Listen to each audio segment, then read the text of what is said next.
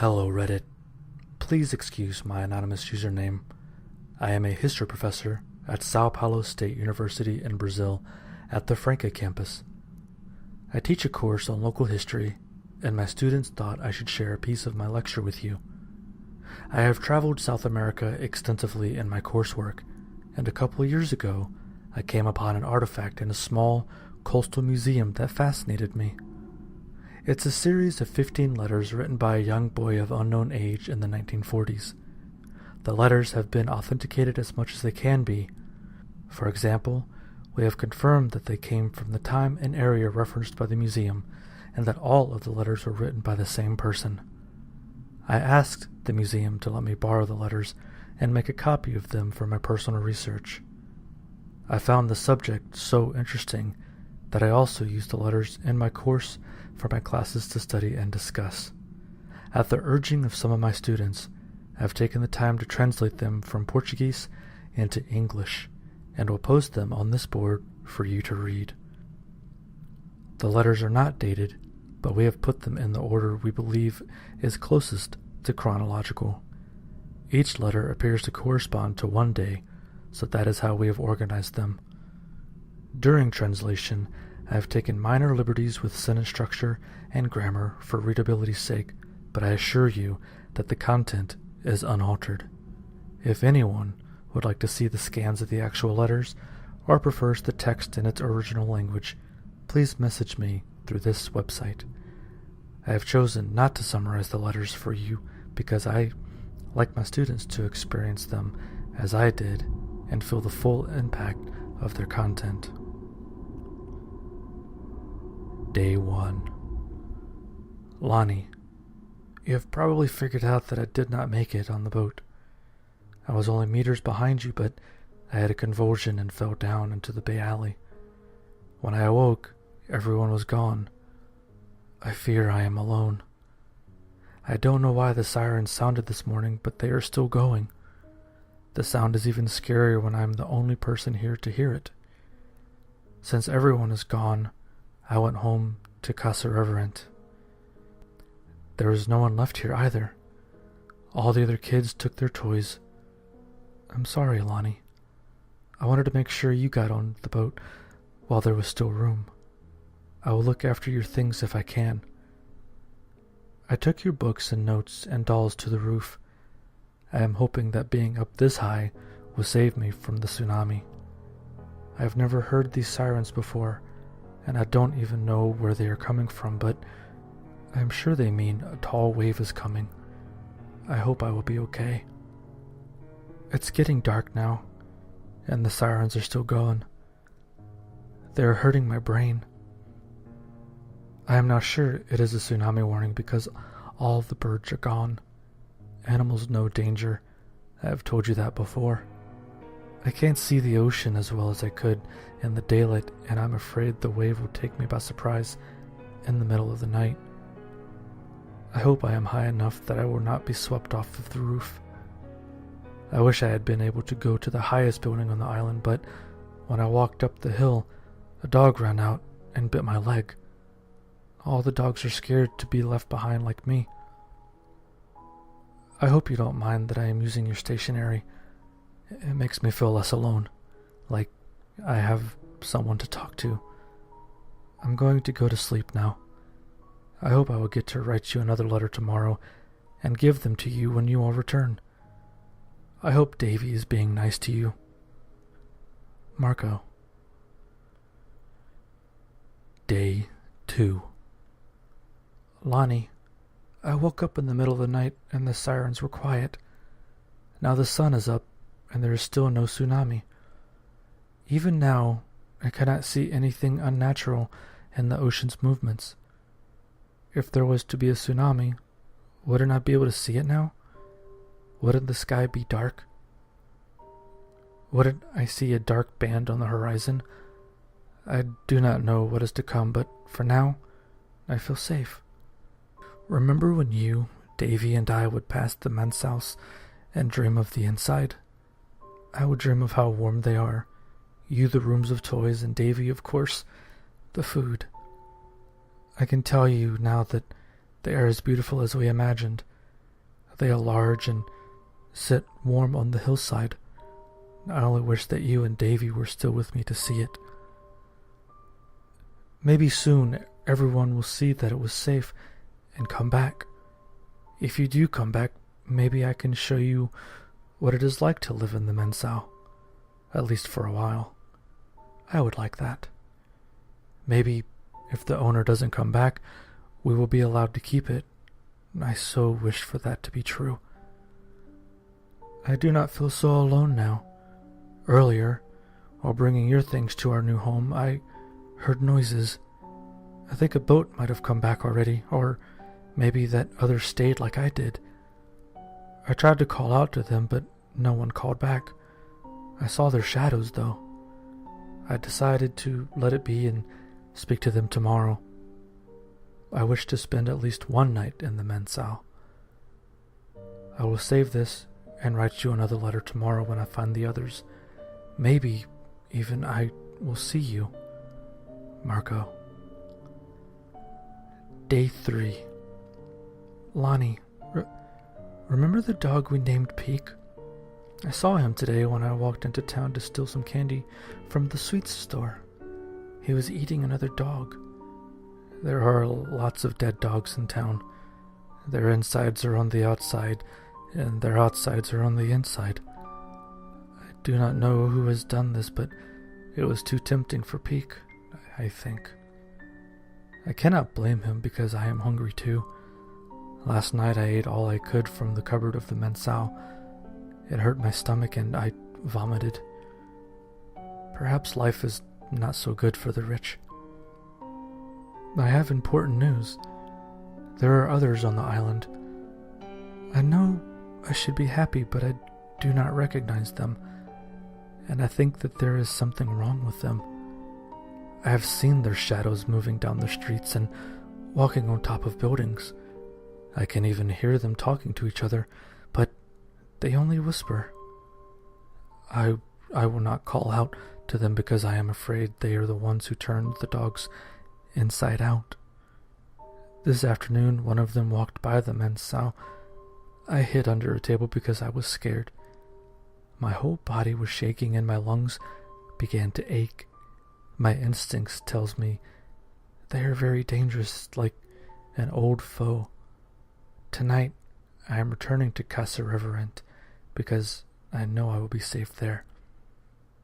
I hope you return soon too. Marco. Day 4. Lonnie, I saw them today. I thought they were people, but they can't be. They must be something else. They are coming from the ocean itself. I spent the morning searching through the houses and shops for food, but much of it has gone bad. There is a stench in the air like rotten meat, and it turns my stomach. I thought about returning to the sweet store, but the thought made me ill.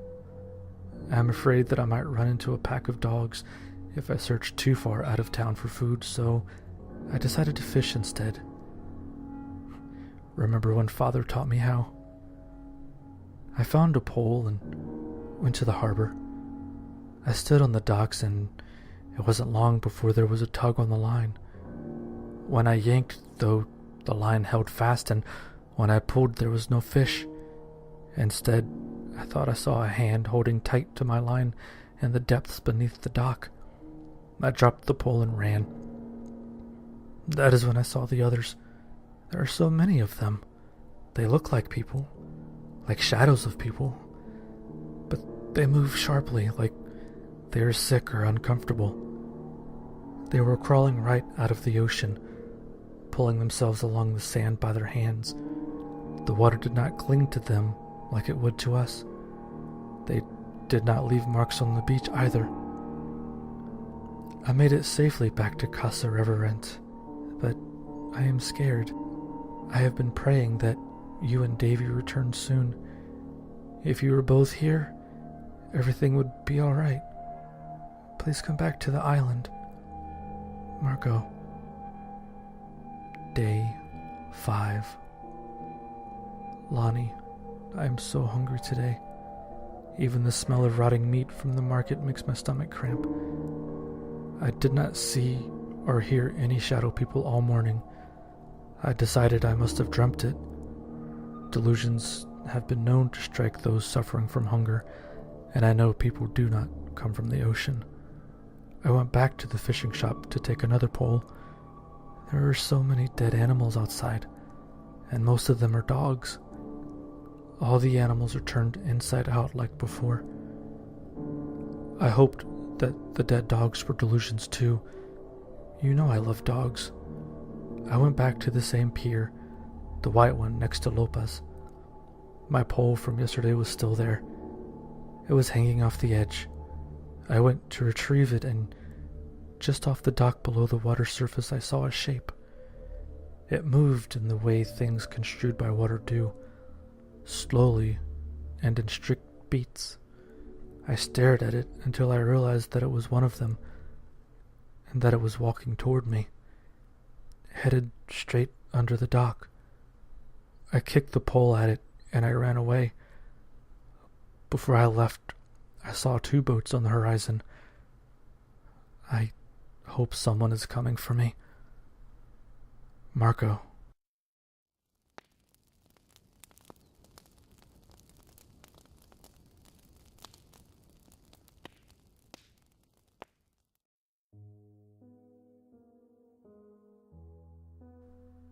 Day 6. Lonnie, I am beginning to feel really scared. I don't want to die here. I'd rather hide until I waste away. At least then I might have a chance to see you and Davy again. I don't know what they did to the dogs and the birds, but I don't want it to be done to me. I tried to signal you and the others today. I don't know how to operate the sirens and I cannot stitch a flag, so I started a fire at the docks. The old buildings burn easily because they are dried by the salt, and the fire can never reach the village. I wanted to stay close in case you and the others on the boat saw and came back to get me. I wanted to be on the beach when you came so that I could just swim out to the boat and leave, but I couldn't stay there. The fire attracted them. At first, I thought it was only seaweed washing ashore in great clumps, but I was wrong. When they began to writhe and crawl, I ran and hid. I watched as they moved toward the fire. I watched them move through it too, the seaweed catching fire while they passed through the burning building like spirits. I do not know what they are. I only know they are terrible. I did not see the one in the dark where I was hiding. Maybe it was there before me. Or maybe the fire attracted it. Maybe even it passed through the walls. I do not know, but it touched me. It grabbed my ankle and I screamed. I got away and ran as fast as I could. I could see so many of them heading toward the fire. Something in the flames drew them, I think. I am back now at Casa Reverend, and my leg feels like it's on fire. There are marks on my ankle, black and swollen like the shape of fingers. I feel sick. I can only hope that they will leave me at peace enough to get better so that I might find another place to hide from them. I really hope they have not seen me and where I live. Nowhere feels safe anymore. I hope that you are on the boats and are safe with Davy. I hope that you come for me soon. I don't want to die, Lonnie. Marco. Day 7. Lonnie, this morning when I woke up I heard scratching near my bed. I tried to be as quiet as possible. In the silence I heard one of them close to me. It was breathing oddly, like it was struggling to pull in air. It sounded like it was dying. It was scratching on the floor and I realized it was under your bed. I ran away in the kitchen and it didn't follow me. I didn't see any more of them in the casa. While I was in the kitchen, I ate some of the rotting fruit. I'm so hungry, Lonnie. My ankle hurts very badly. At midday, I went to the markets again, but this time I stayed hidden in the alleyways. They are everywhere, walking around in the streets, as if they are the shadows of the people who left the island. They are always whispering. The dogs and cats are rotting in the sun, and the smell is awful. But still I am tempted to take some of the meat to cook back home. No one had come for me yet. Marco. Day 8. I have seen no one in a week but these shadows. After I heard the one beneath your bed, I pushed some of the other beds and shelves in front of the front doors. I hope they do not come, but if they do, I hope that my wall will hold. I do not think they can get through, but I have seen many things lately that I never thought before. The island is getting colder, I think. It feels like a storm is always coming. I wake up tingling and numb, and sometimes my fingers are blue. I found some extra clothes in Casa Reverend and put them on, and I put some extra blankets on my bed. It has been better, but still, it is too cold. While searching for food today, I saw a small pack of stray dogs along the shore. I could see their ribs, and their lips were peeled back to show their yellow teeth, but the worst was how they moved. It was as though they had forgotten how to walk. The dogs stumbled and bumped into one another. Their movement was unnatural. Maybe they were injured, or maybe hunger has made them forget. I'm afraid that maybe soon I too will forget how to walk. I am back at the casa, and I have moved to the bed across the room from yours. I can see that there isn't anything beneath it tonight. I thought that my barricades may have worked, except I can hear a scratching underneath this bed too, and I'm too afraid to bend down and look. I'm so scared, Lonnie. I will try to stay awake all night. I hope to see you soon. I hope to leave the island with you and never come back. Marco. Day 9. Lonnie, there is no more food. I vomited most of what I ate yesterday. It hurts my stomach so much. It's also really cold. Colder than the island has ever been. I've taken every sheet and quilt from the beds and wrapped them around me, but I am still shivering. I don't think I can be alive much longer. It is so cold and there is nothing to eat.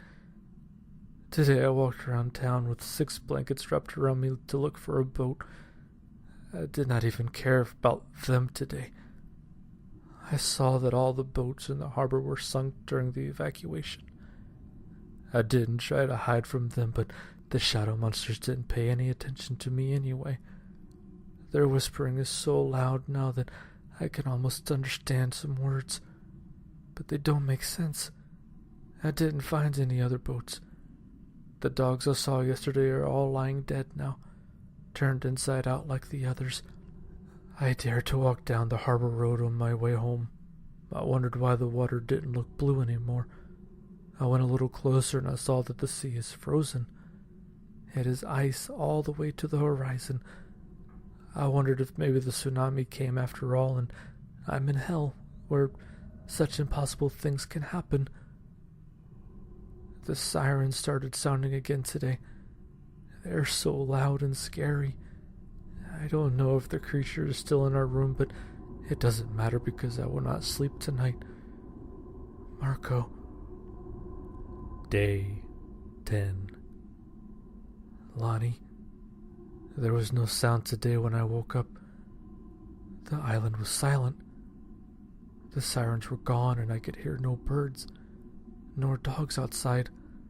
I could not even hear the waves or the wind. The island feels stale and cold. I made sure to be careful and listen quietly before leaving, but I did not see them at all. I thought maybe they died with the sirens. I found some spoiled and purple fruit, and I ate it. I had to. My stomach still turns from it, but I know it is my only choice. I am beginning to wonder how long I can keep going like this, though. I tried to collect more clothes to stay warm and some wood to build a fire. I had to go into the cemetery to get the biggest trees. All the graves are dug up, Lonnie. The coffins look like they were clawed up by animals. The boxes that the rich people were buried in were splintered and strewn everywhere. The bodies were not there. I took the wood from my fire, but left that place quickly. I do not want to know what is happening. I just want you to come back. I just want everyone to come back. Started a fire on the roof of the casa. I hope that you all might see it if you are close, and that you will come for me. I will be sitting next to it in all my clothes. Please come back, Lonnie. Please don't leave me here. The sounds around the casa are very scary tonight. Marco.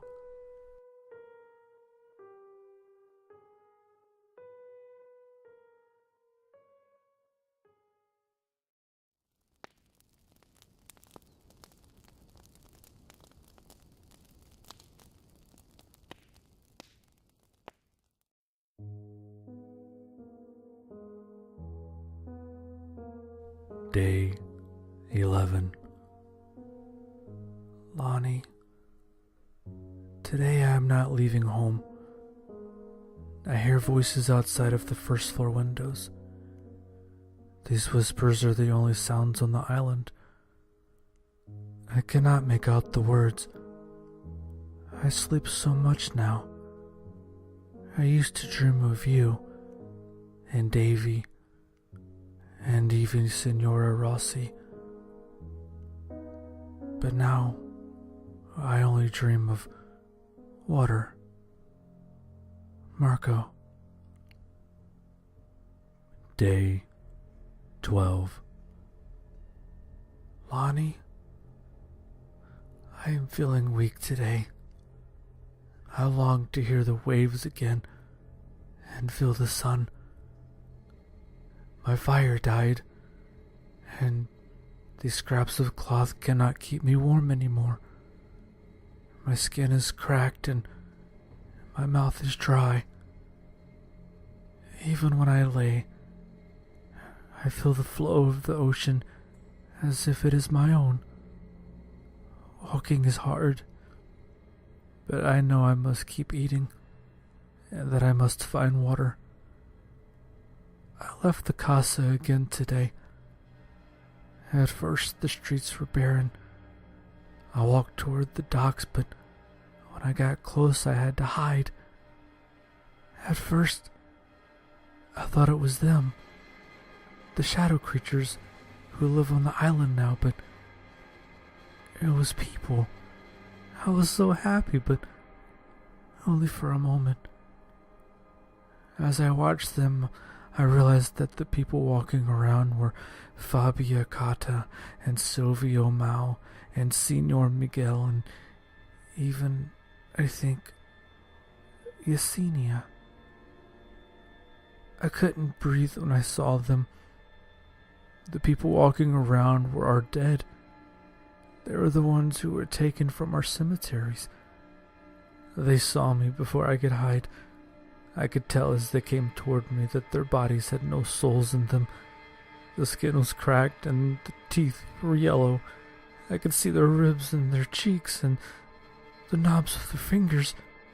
They were clumsy and bumped into one another as if they had forgotten how to walk, just like the dogs.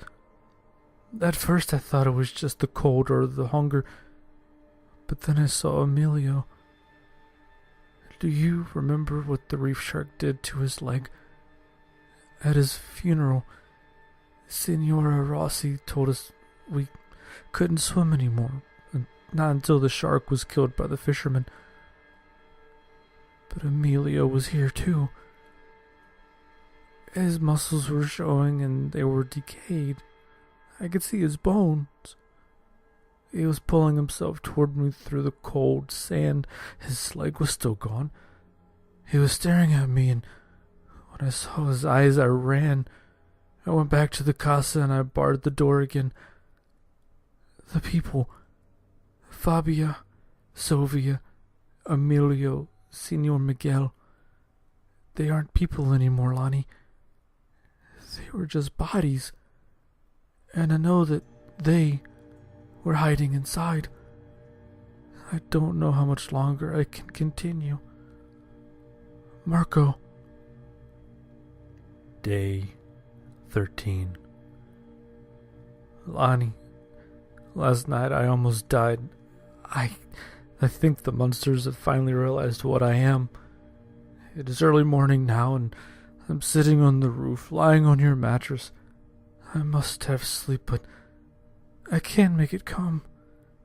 I awoke several hours ago to the sound of breaking wood and things falling over. The bedboards I had used to barricade the ground floor doors were being snapped. They wanted in, and I must assume they were coming for me. I thought I heard them coming up the stairs, so I jumped out of the window. Your window. The only one with the dolphin. You named him Miko. I think he brought me luck because I fell into a pile of garbage and palm fronds and was unhurt. I ran far away from them, but there was no moonlight or starlight, so I followed the roads. I knew and ended up at the bay. I even stepped out onto the ice thinking maybe I should try to walk to the mainland. But I made it only a few meters before I fell. It was hard to walk on the ice, and it stole so much from my muscles. They are so tired. I walked home, and I didn't even care if the monsters saw me. But I did not see any of them on the way, or in Casa Reverend when I returned. I went back up onto the roof and blocked the door with 2 mattresses. I am high off the ground now. This time, if I have to jump again, at least I will die. As I am laying here, I think I have realized their intentions. The dead have not risen. They have only tried to wear them, like they tried to wear the dogs, but perhaps they want a breathing body of their own. And now they have learned that corpses don't breathe, but I do. I know I will see you soon, Lonida. Marco. Day 14. Lonnie, I awoke this morning to find the roof door open. The mattresses were pushed into the corner. I did not hear a sound in the night, but I know I am not safe. I don't want to die, but if I do, I don't want it to hurt, Lonnie. I will jump before I will let them try me on. They will not wear me. I watched them from the roof all day today. Many of them still wearing the corpses, and they bumped into walls and into each other. Sometimes a piece of their body falls off, and even when it hits the ground, it continues to move for a moment. The smell is horrible, and I'm sure I would grow sick if there weren't anything in my stomach. Mostly, though, I feel weak, and when I stop watching them, sleep takes me. Each time I wake up, there are more of them. It looks as if the whole town is back now. I made sure that your face wasn't among them, that Davy's face wasn't either. That's how I know you made it to the boats. I think I even saw Father Sosa. I stopped looking after that. I can hear some of them inside the casa below me. They knock things over. Some have even fallen out of the windows. They just get back up, or they twitch for a while. When it started to grow dark, I made sure the door was closed and barricaded again. I looked over the edge of the roof, and in the dark I could only see those who were still just shadows. They were looking up and staring at me with their bright eyes. Their mouths were open, but I heard no sound. I know they are coming for me, Lonnie. It's only a matter of time. Marco. Day 15. Lonida, the food is gone and the water is gone. I'm still on the roof and I can feel my skin cracking with sunburn even while I shiver in the cold. The door was open again when I awoke this morning. I got up to close it and discovered a long gash along my thigh where something had slit my skin apart. Don't worry, little sister. It doesn't hurt. It only bleeds. I think they were trying to figure out how to open me. I am sleeping too much now. It is difficult for me to find strength to do even small things. But I promise not to give up, Lonnie.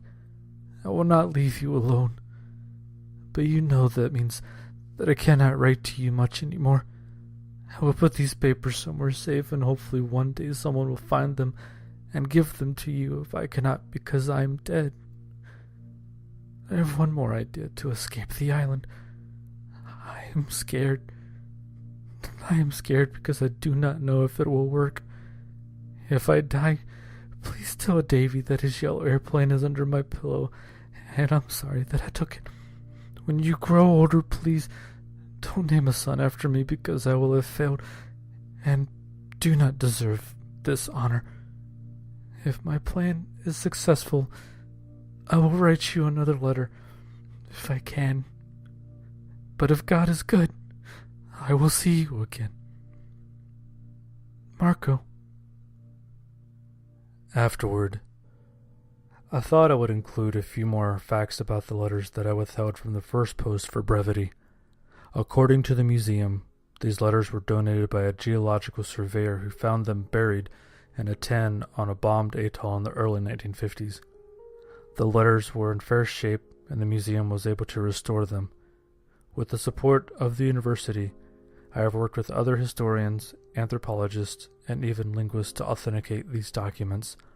My personal opinion, and that of my colleagues, is that the author of the Lonida letters was left behind on a small South American island during an emergency evacuation shortly after World War II. He was possibly subjected to some sort of atmospheric testing, chemical or biological, which caused him to experience the nightmares you have just read about in the text. Whether you believe our theory on the incident, or that the events occurred just as the author wrote them, I think what is infallibly true is that the author of these letters suffered horribly in the weeks leading up to his death. I hope you have found these letters of interest, as my students thought you might. To those who have requested scans of the pages, please note that I am still working through your messages, but rest assured, I will get to them all. I did contact the museum requesting authority to upload the scans to the internet, but recently spoke to an inside source who claims that they are most likely going to decline my offer. That being said, I will leave you with one final disturbing fact that I haven't mentioned, and which they most certainly would not publicized. According to the Lonida Letters exhibit, there existed a 16th and final letter from Marco to his sister. The plaque at the museum states that the contents of this letter were so disturbing that the museum chose not to include it in the exhibit, and, in fact, the letter may have been destroyed. The museum will not comment about what was written in this final letter. I am currently working on tracking down this information. If ever I manage to find it, rest assured, I will share it with you. Until then, thank you for reading.